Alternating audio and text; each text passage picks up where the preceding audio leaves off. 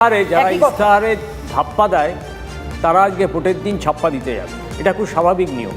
আপনি যদি বলেন কেন, অনন্ত মহারাজ ভারতীয় জনতা পার্টির রাজ্যসভার সাংসদ, তিনি কি বলেছেন? বিজেপি কোনো প্রতিশ্রুতি পালন করেনি, বিজেপি রাজবংশীদের জন্য কোনো কাজ করেনি, পৃথক রাজ্য গড়ে তোলেনি এবং নারায়ণী সেনার জন্য কোনো ব্যবস্থা হয়নি।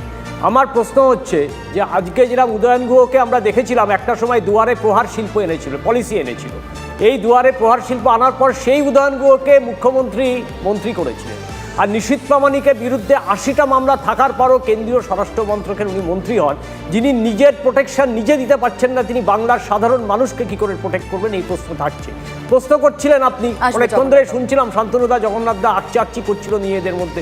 প্রশ্ন হচ্ছে মানুষের ভোট অধিকার কারা লুট করেছে? আজকে বিজেপি করেছে, তৃণমূল করেছে। আজকে শিখা চ্যাটার্জি কেন গিয়েছিলেন সেখানে? ভোট লুট করার জন্য গিয়েছিলেন। তিনি তো সেই কেন্দ্রের ভোটার না, তিনি সেই কেন্দ্রের যদি ভোটার হতেন তাহলে উনি ভোট দিয়ে চলে আসতে পারতেন। আমরা দেখেছি শিখা চ্যাটার্জি যখন ভোট লুট করার প্রচেষ্টা করছে বিজেপির বিধায়িকা, তখন মানুষ তার বিরুদ্ধে বিক্ষোভ করেছে, মানুষ তার বিরুদ্ধে কথা বলেছেন। শ্রমিক মোর্চার স্টেটমেন্ট ভালো করে দেখুন, কি বলেছেন?